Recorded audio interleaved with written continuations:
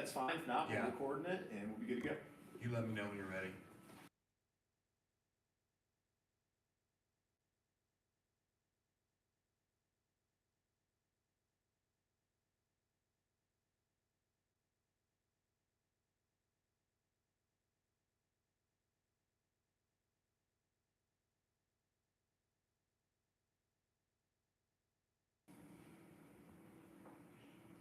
All right. Thank you for coming, the ones that come, and braving a little bit of weather. My name is Matt Thomann, and this is my presentation on how to use praise to raise mentally tough athletes. And the first thing I want to talk about is why even bother listening to me about any of this. And there's enough of a story for me to tell a little bit if you understand why you might, I don't know if I want to use the expert, but at least a little bit of an authority on it. First of all, as far as athletics go, I was an athlete in high school, played basketball, played baseball, went on to play a little bit of college basketball. And so I have that experience. I've been an athlete. I'm still an athlete. I still do some running. I still train some jiu-jitsu. I do some things. So I still am in that space. I'm a father. I have 2 kids that are playing. My kids both played high school athletics, went on. My son still plays basketball at University of Illinois Springfield, so I understand that aspect of it. I was a coach. I coached middle school boys for a while, high school girls for a while, and then I was also an athletic director, and an educator. I was a science teacher, so I've seen about the only thing I haven't done is officiating, and I used to hire them. So I have a lot of experience in athletics, just about every side you can see. I was also even a public address announcer for a football game on Friday night. So it's literally just about everything you can imagine I've done. So I've got a good background in athletics. So I understand when I'm talking about these things, I've dealt with all of these things with my own kids, with my own athletes, all these things.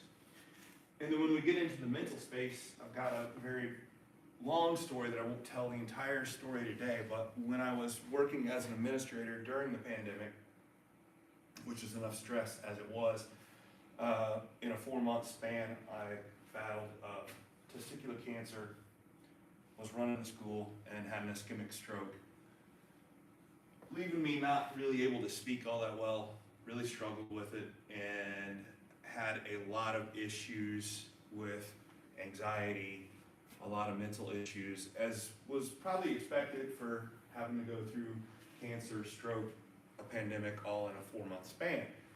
But I really struggled with that to the point that I had to go out, get some help, started learning about positive psychology, liked the idea so much that I switched gears out of education and in to become a mental coach. And that's what I do now. So most of my work I do is with I was here speaking with the educators today at the high school. So I coach educators.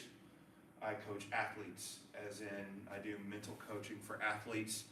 I've worked with kids as young as 8 years old, all the way up to I have athletes in the Big Ten, SEC, stuff like that. So all levels of kids that have struggled. I don't know if I want to say struggled, but have decided they want to get better at the mental part of the game. Because I don't like the word. Some people, yeah, we're absolutely struggling, but it's not always about struggling and saying, I want to get better at the mental part. And then I'm also a speaker. I go around and speak again to athletes, teams, businesses, schools. And I'm also a podcast host, which I'll show you a little bit about that at the end. And I have, my business is called Mental Metal Coaching. It is the word metal as in METTLE, which means, well, I'll get into that in a minute, but basically it's led me to this idea of, this is my mission statement. The mission is to instill a resilient and spirited mindset in our clients, enabling to confidently face any obstacle they encounter or challenge they pursue, regardless of the situation. And it's the last clause there that I like, the regardless part. The second part, that's a little bit about why it's worth listening to me. The second part, why now? Why is this sort of thing important now? We probably don't need me to say much because we know that. We know that today's athlete is struggling a little bit. We see a lot of struggle. We see a lot of kids having issues with the mental part of it. And I don't just mean like being better at the game mentally. I mean, they really struggle with some anxiety, depression, things like that. Some studies that came from the NCAA, in the fall of 21, they said 24% of males and 36% of females felt so depressed it was difficult to function, not even play the sport, not even do these. They were having a lot of issues with everything. And these are NCAA athletes. These are college athletes. We're supposed to be thinking these are the kids that go on that are like, these are the tough kids, right? And they're struggling. And then they did another study a little bit later, thinking, okay, maybe it was just the pandemic. And basically what they found is, like, the pandemic exacerbated the problem, but it hasn't gone back down. So the level of anxiety that athletes have and the pressure they feel is up, and it hasn't gone back down. And there's, people ask, and you might say this, well, yeah, these are NCAA athletes. Of course, they're gonna have a little bit more pressure because they're, scholarships, bigger games, things like that. But I find that, like I said, I've worked with athletes from 8 years old on up, and I don't see a difference in the way, the conversations that I have. If a kid is struggling with some anxiety and some expectations, it really doesn't matter their level. What I see is whenever a kid's ability is when the expectations put on them by themselves or by others starts to exceed that ability, a lot of them struggle. If a kid's really, really good at a young age and everything's easy for them, there's no issues. But once it starts to creep up, then it can get even worse. And for kids, different kids, that's different ages and different abilities and how much pressure they put on them, how much their parents put on them, how much the town puts on them. It just depends. So then we also have to say, okay, well, but why are kids like that? And we loved it. I was talking today, and somebody said, the idea of, oh, what's wrong with these kids these days? And we always say those sort of things.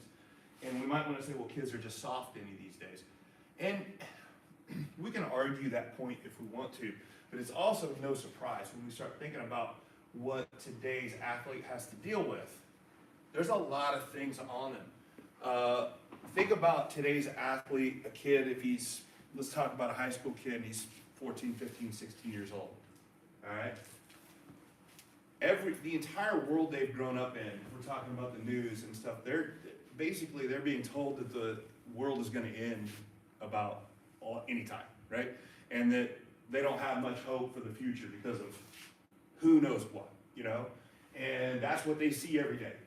Kids have more and more tests, more and more expectations. If they're wanting to go to college, we put a lot of pressure on them to try and get a scholarship. And you gotta go to that college they want. There's social media everywhere.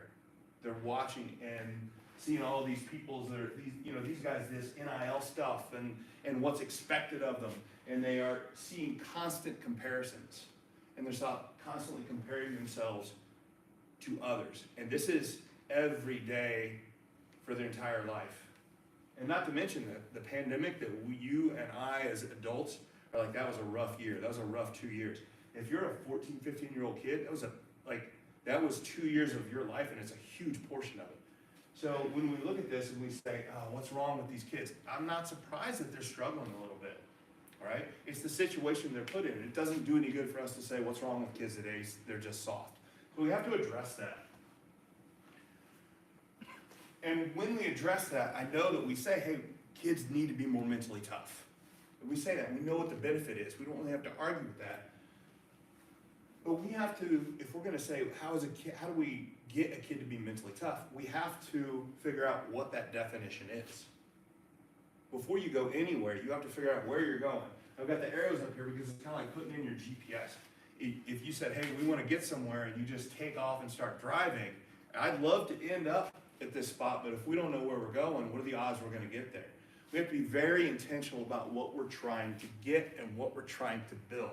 We have some words for mental toughness that we like to throw around, like persistence and perseverance, and we got some cool words like moxie and chutzpah and all that. We like to say these words, but do we really know what that means? And just like if we got in the GPS and got the car and we don't put it in a destination and just start driving around, we don't know where we're going to end up. So we get kids that are ended up in athletics with all this pressure, with all this anxiety, and they're lost. And we see images like this all the time. And it's painful, especially if it's our own kid, right? We see them in a sport that they used to love, and now it's like the worst thing in their life, and they hate it, and they don't want to go. We get kids, the middle one always gets me, because I always say, as a parent, you see a different world when the car door slams, right? That car ride home sometimes is awful, and it's like, I've been before, you're at home, one of the spouses is home cooking dinner, and everything, you think everything's fine, and then walks in a teenager and the other spouse that went to get them, and it's like, what in the world happened? It was just a practice, right? And it can be just that bad and that fast, and it can happen really quick. So we have to be really, really careful about what we're trying to do, or we're just going to end up like this, because there's so many pressures, so much anxiety. So my definition of mental toughness and what we're trying to do, again, I said I like the word regardless. Regardless means regardless of whatever is going on, we are staying focused, staying true to ourselves, trying to do what we're trying to accomplish. Regardless of others. Like I said, the comparison. People really spend a lot of time comparison with the other athletes, the other teams, the other coaches. Like, we wish we were in a different situation, right? Or we're comparing ourselves. When we compare, we do one of two things. We're either comparing to make ourselves feel better than somebody else, very superior, or we're looking at somebody and saying, I'm not as good as them. And neither one of those are good feelings and not good, long-lasting things. So we have to worry about how to compete and do things regardless of others, regardless of the situation. What I mean, just like there's so many things. So many things. What gym we're playing at, the people that are around, who you're playing, the scheduling, there's so many things. Get the weather tonight, and somebody might not get to come to your game, or things happen, right? The situation is uncontrollable, and we have to be able to compete and do our best regardless of it. Failures, I mean, we could talk all day about how failures, like, we have to be able to keep doing what we're doing and having a goal and working towards it regardless of failures.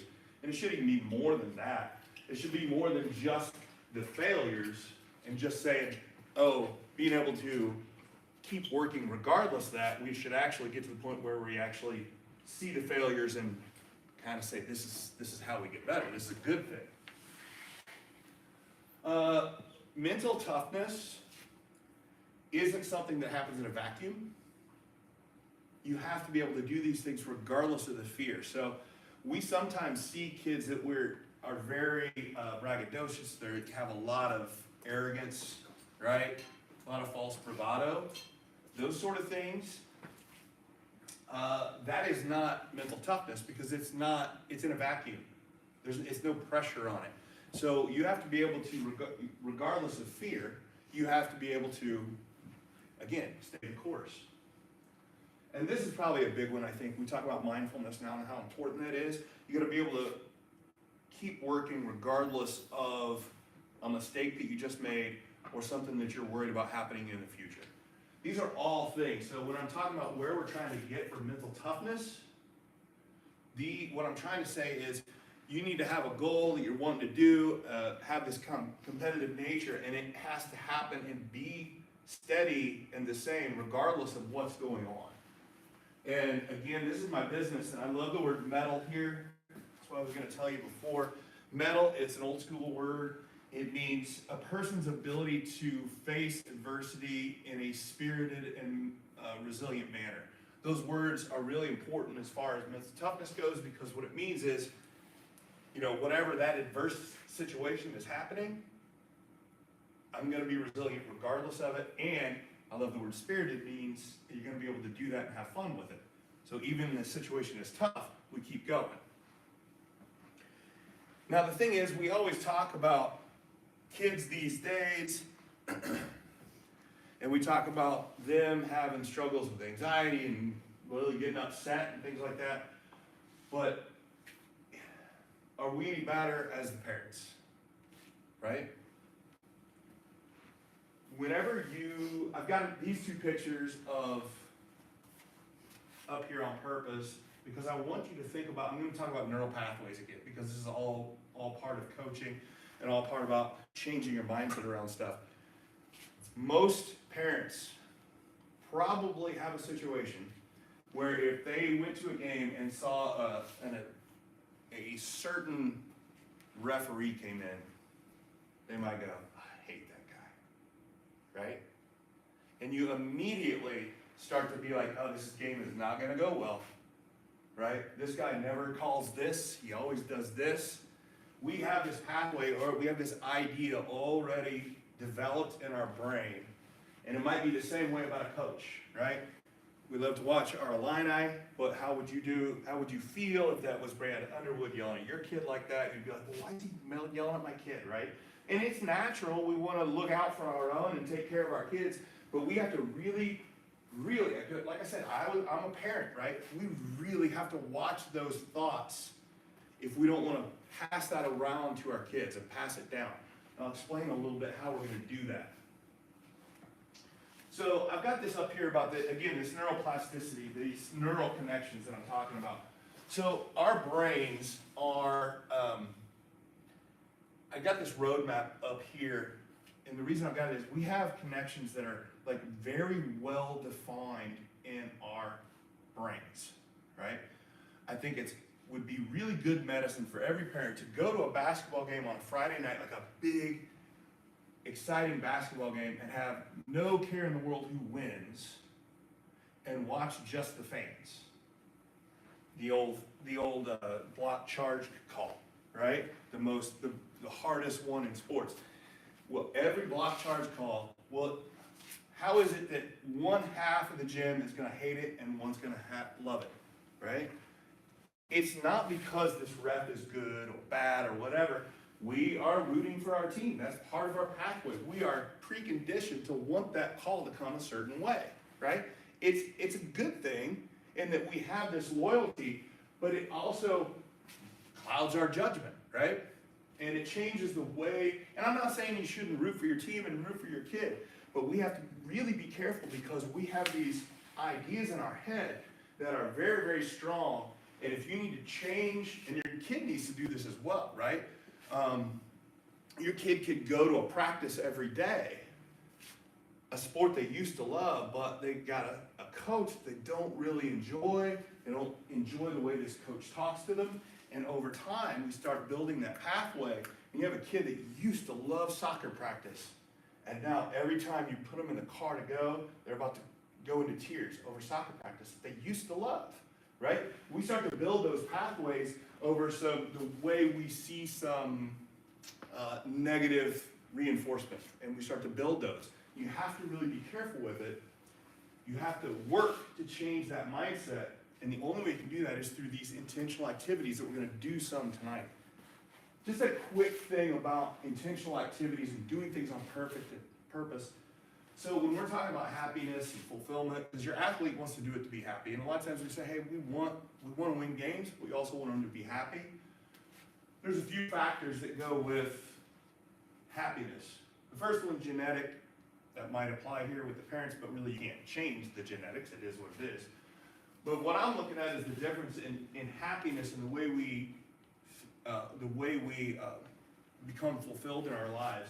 And I love the reason I like it here for the circumstances.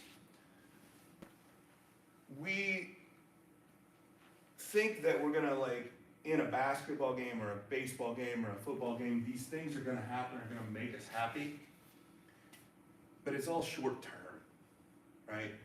If we want to feel, because you're never going to win every game, you're not going to go as far as you want to go. Like, very, very few kids go as far as they want to do. At some point, they're going to be told, you're not good enough, right? So you have to find other ways to be other than just the results, because results are really more circumstances.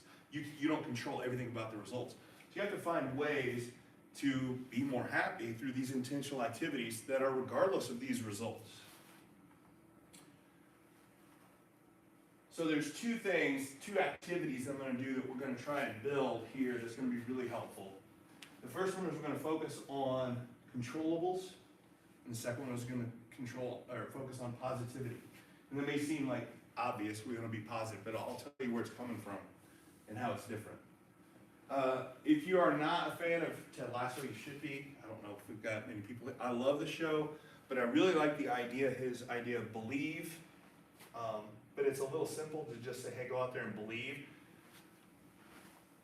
But it's not just him, there's more to it, and why that's so important. The research shows that a person's belief in their ability to influence events that affect their lives is the foundation for human motivation, performance accomplishments, and emotional well-being.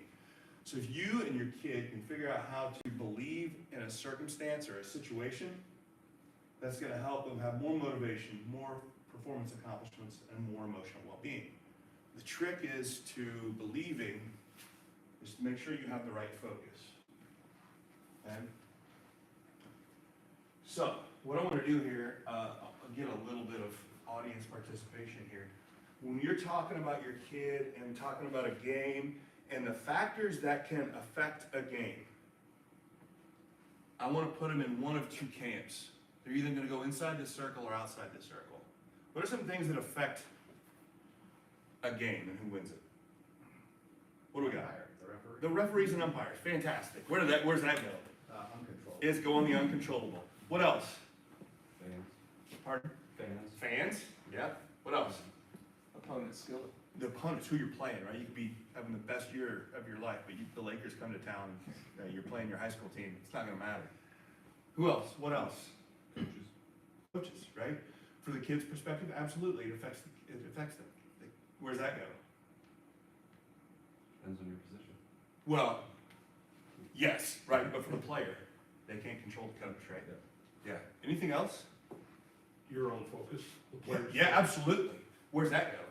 controllable. That's inside, right? So that's a different one. Showing up. Yeah, exactly. Yeah. There's a whole list. Let's see about what I got. I got refs, teammates, coaches, the venue, who you're playing. You guys were doing good. Some different ones on the side. This one's interesting, the genetics. Think about it. Do genetics play a factor in who wins and loses a youth game? Yes. Oh, huge, right? For a while, I was a athletic director at a junior high, and my coaches would get all uptight about winning this, and I'm like, look, my favorite saying was the team that wins that state championship in junior high is the team that has the most mustaches. Period. Right? It's who grows first, who's bigger. It's yes, there's some skill there, but it matters, right? How about things like shots, kills, touchdowns, hits? Are they controllable? To a certain degree. You can influence them, but you can't completely control them. Because I know they can't, because even Steph Curry is the best shooter in the world, only makes 45% or so of his three-point shots. You can influence it, but you can't make them all. Never, you can. But so, it can't go on the inside. It's not 100% controllable. Which means, wins and losses, they're not 100% controllable. They just aren't. And neither is luck. It happens, right? So what goes on the inside, you got it. There's very, very little. Thoughts, actions, and words. Why does this matter for the parent? You have to start making sure that your praise goes on things that are in the circle. Because if you start talking a lot about things on the outside, it starts to change your child's mindset and those neural pathways that they have. And it starts to develop a why bother mentality. We're always complaining about the refs. Why should I try harder? The refs are just always against me. My teammates never pass me the ball. Why bother? My coach never wants to play me. Why bother? Right? I can keep practicing, but they're not all going to go in. So why bother? Right? I'm not going to be tall. I can see that my parents are both 5'8". Why bother? I'm not going to be a good athlete. Right? If you start to focus on the things outside of the circle, your kid is going to focus on those and think that's what matters. Right? Instead of what we know they need to do is work on the controllables. But what we don't, we have to make sure that what we are doing and saying matches what we want them to do, right? So that's the first key. Praise the controllables, the actions, the attitude, the decisions. Praise those. Praise them. And ignore the uncontrollables. And I'm well aware of how hard this is, right? Very hard. It's funny when I say genetics. When we're doing a kid that's young, you have to be very careful. If you have a kid that's, let's say you got some kid that's in 6th grade, and he's already 6 foot tall, and he's strong, and you're like, oh, you're so strong, Johnny. That's great. What's he learning? That's what matters. His effort doesn't matter. It's just the fact that he's tall. We have to be very, so it can be a good thing and a bad thing. We have to really not focus too much on the results. I'm not an idiot. I know that you're gonna say, hey, great game. I'm glad you won, right? We're going to do that. I'm competitive. I want to win. But if you're going to show up and say, hey, great game. You played really well. I'm glad you guys won. You better have that same enthusiasm with their effort whenever they don't win. And that's really, really hard. Okay? They're starting to learn this more with grades as well. Kids, just like in basketball, with genetics and football matters, same with grades, right? Kids don't always come to school with the same level of intelligence. We need to worry less about grades than we do the effort. That's part of the reasons that some of that standards-based idea is good, right? Is because we need to praise the effort, not the grade. Okay, that's part one. Part two, we're going to get into the positive voices and why positivity and positive voices make so much matter so much. The first, I got a couple pieces of information here. The first one is not research, it's just from me, because this is what I do for a living. The way we talk to our kids becomes their inner voice, right? This is me from working with a lot of athletes and having very confidential one-on-one conversations. And the way that the parents talk to the kid becomes that inner voice, okay? Why does that matter? A negative voice is a lot of problems. Some athletes really like to be hard on themselves and beat themselves up. Most of the research shows that this is a start for a downward spiral into some struggles in mental health. Rumination or overthinking and self-blame are linked to an increase in mental health problems like anxiety, depression. It all starts from that voice. And that makes sense. If you use a negative voice to motivate, it has to continually get louder and it has to tell more and more lies. And you'll find a kid that's really beating themselves up and be like, I'm the worst basketball player in the world. I'm the worst teammate in the world, right? It's not true, but it has to keep getting louder if they want to get that motivation. And if that, if that goes unchecked, that's how we get some real issues. The last one's really cool. It says, talking in third person allows an individual to focus on the challenge rather than the threat. The idea being that if we can start to develop a voice for a kid, it helps them get out of the situation and less pressure. And this might seem strange, but I have never met, there's a few athletes, I wouldn't suggest it, but we've all met athletes that speak in that third person, right? Which is really weird, but I've never met one that does that that's not really confident, right? Think about it. And that'll come in just a little bit in this exercise that I'm doing. I like to, if you've ever read it, there's an old story about, called The Two Wolves, about how every person has this fight between a good wolf and a bad wolf, and they're constantly fighting. It's this Native American story about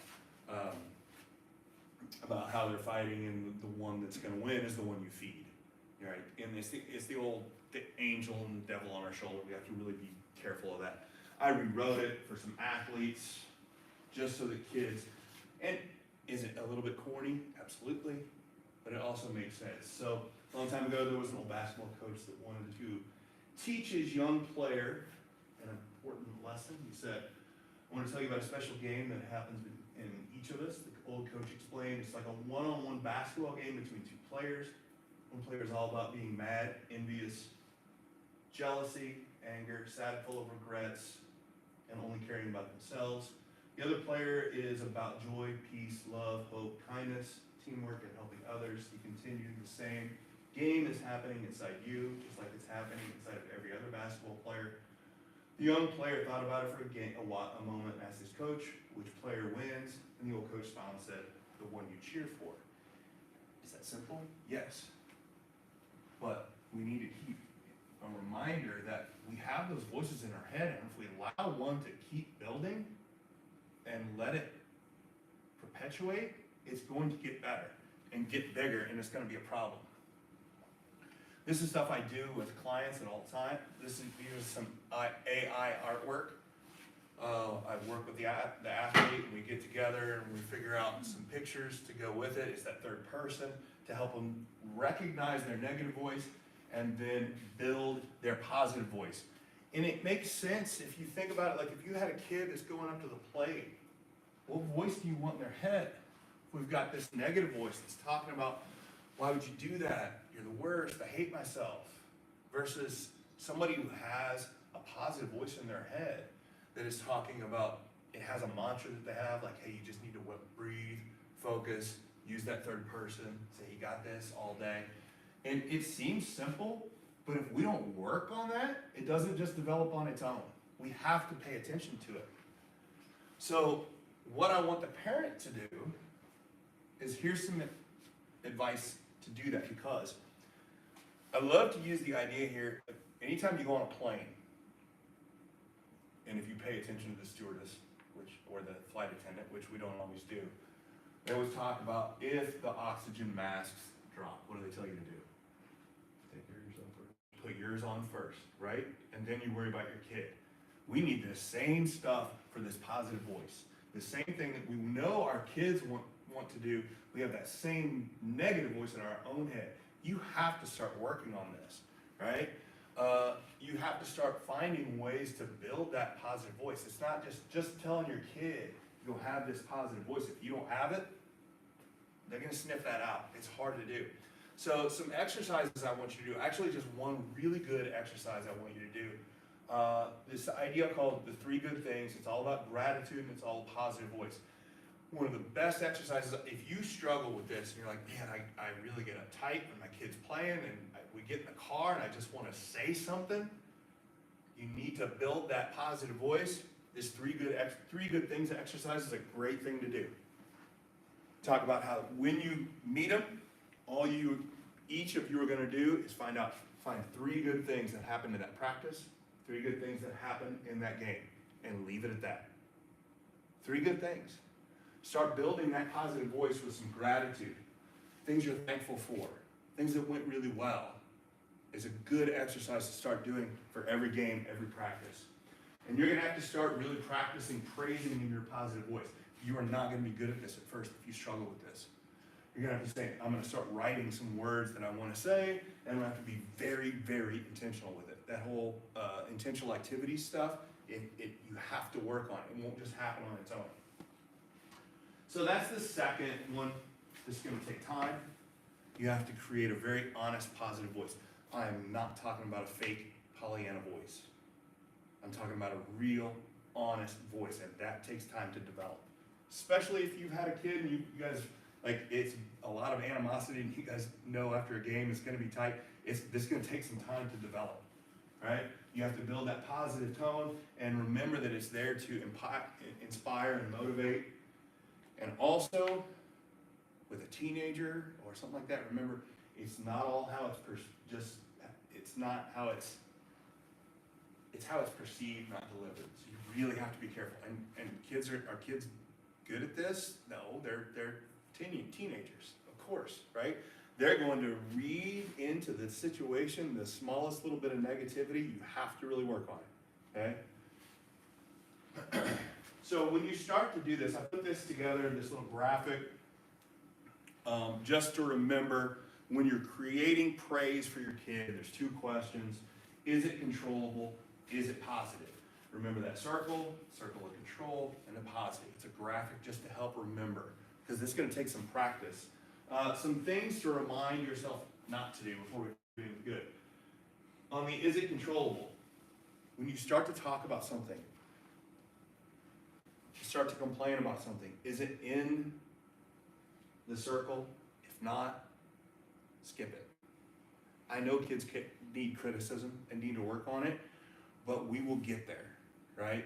You're trying to build this positive voice and everything. We need to really start to focus on that.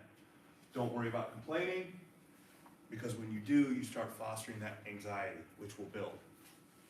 With the other part, is it positive? This one's hard. Well, they both are. No sarcasm, all right? That's not positive. Don't be a butt guy. When I see butt guys, like, what I mean is, hey, that was a really good game, but, right? The kid's waiting for the butt. They know it's coming, right? You have to stop that because they know it's coming. The in-game mechanic critiques, and this was something I was very guilty of as a kid, as a parent. We watch the games and we really want to fix things. Those really come out negative. Hey, you're doing this wrong. You're dropping your shoulder. Your shot's flat. These are negative, right? Plus, we're trying to get a kid to change something that's a neural pathway or muscle memory. It's not getting fixed in a game. It's just not. Right? Just like everything else, it's going to take time to develop. It can be something that we can talk about constructively later, but we want to win the game so bad. We're like, oh, if he just would not drop his shoulder, or she would just hold her, get her elbow in, she'd make those shots. That's great, but she's not going to tonight, right? And when we start doing those in-game mechanic critiques, that's when you really get a kid thinking. And that's the worst thing we want, right? Sometimes we have to be okay with the fact that it's going to take a little bit of time. So you have to be so just get away from the negative criticism, and also get rid of your ego. And again, I'm saying these things because these are things I struggled with, but we want our kids to win. We want our kids to do well. I get that. That's where a lot of this comes from. You're a good parent, but it feeds when our ego is attacked because our kid isn't winning or doing well, it comes out, right? And it's an issue, and we have to start to pay attention to that. And I also get, I know some people read this and they're like, I don't know, but there's this and there's this and there's this. Sure. But at its core, the two ideas I'm talking about, if you focus on uncontrollables with your kid, they're eventually going to be very apathetic about things because they think, I can't do anything about it. I don't believe that I can affect my situation. That's not what we want. We want to focus on the controllables and build that belief. Okay? The other part, if you feed into that negativity, it's that downward spiral, creating that negative voice, gives us a lot of anxiety, a lot of depression in the long run. Versus if you focus on that positivity, that's how we start to build that confidence. The three good things, the thing about it is, if we start recognizing things we do well, you build that confidence just a little bit at a time. You're celebrating the things that went well, and you start to grow. So, do kids still need criticism and all these things? Yeah, right? But we have to start, I think that we've gone too far the other way. We really need to start working on some of these things. So, I've got at the end here, you've got my links over there. If you want it, I'm going to give my email if you have this. Here's the plan. It's real simple. But as I say up there, making an intentional plan with your kid, it's not a secret. Like, tell them what you're working on so they recognize. If you just come in tomorrow and start acting different, they're gonna notice that, but say, hey, this is on purpose. I'm trying to help us, right? So this plan,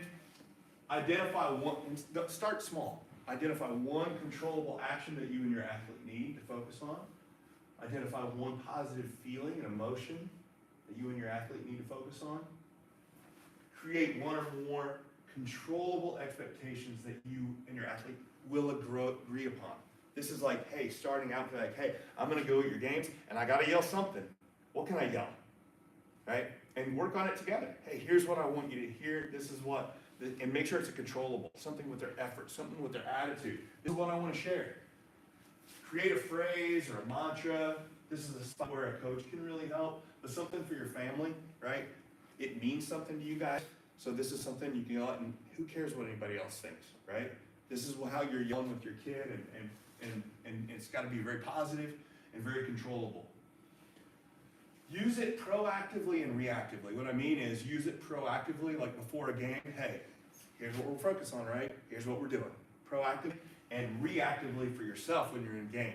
Because you get a couple bad calls, you don't like what the coach is doing, you start to feel it, because we feel it, and you start to say it, you're like, nope, what am I supposed to say? And say that. It's very reactive, okay? And then as far as the whole family, hold each other accountability on the positivity, but the caveat there, give yourself some grace. Like, you're not gonna be good at this at first, you're gonna have to work on it, but hold each other accountable, like, hey, allow your kid, tell your kid, hey, I'm gonna be really positive and only focus on the controllables, and if you hear me talking about something else, I want you to tell me to stop. It's okay, right? You'll feel a lot of power in that, and that's really good. And then when you guys start to see some growth in yourself and your kid, just celebrate it. Be like, hey, we're getting better. This is getting better. I like it, okay? Like I said, I'll have the plan if anybody wants to see. It's not like it's not that top secret or anything, but the whole point is, like I told you, I want to figure out where we're going and what we're doing. I want you to use praise to raise kids that are mentally tough, regardless of uncontrollable factors, good and bad, in athletics and in life. We're not building athletes here, we're building good humans, right? Kids that are going to be able to deal with employers' situations that they have coming. If we don't start to teach our kids how to deal with uncontrollable factors, they're going to have a hard time in life. We want them to be able to deal with that, because we're not going to remove all uncontrollable factors. Same with negative situations, right? These negative things are going to happen in life. It's coming, right? I think athletics are a phenomenal place for kids to learn about life before it gets real. And we have to be able to say, hey, this is adversity and this is good. Like, I wrote negative in quotes because a lot of times it's not whether it's positive or negative, it's how we see it. And I really mean that. I mean, from my life and all the things, I'm here now talking to you because because I had a cancer and a stroke. I would not be here doing this without that. So I have to be able to get to the point, you have to be able to get to the point where you say things aren't happening to me, they happen for me. That's really, really hard to do in the moment, but it's something we need to do, and see that adversity is a given and something we can use, and also remember those failures we have. That's how we get there. Failure is not the opposite of success, it's part of it. We have to have it. So it's changing that mindset and hoping we get there for the kids. Just some things right here. If anybody is interested in any of what I do have a course, an online course for parents. Use praise, it's 20% off, which is cool. I also, again, I do the coaching for athletes. That's one-on-one stuff. Anybody who's paid attention to my thing and knows what I'm about and reaches out to me, I always give them $100 off on that, because if you have heard what I'm talking about and you're still interested and you like it, then it's definitely somebody I want to work with. And if nothing else, it's on all platforms, iTunes, Spotify, YouTube, everything. It's my podcast. It's more for, I say it's more for coaches, but it's good for parents as well. And it's all about how to develop that mental toughness in athletes. It's for coaches. It's fun. I enjoy it. I got one. Today's episode is with a Central Illinois basketball referee talking about from his perspective, which is really cool. So if you ever need anything from me, these are my links. I got the QR codes over there, and you can always contact me for, if you want these slides for today, that worksheet, just shoot me an email, coachtoman@gmail.com, and I'll happily send it to you and answer any questions you have. I appreciate those that came out and braved the weather, and thanks for everybody online who's listening. I appreciate it. Thank you.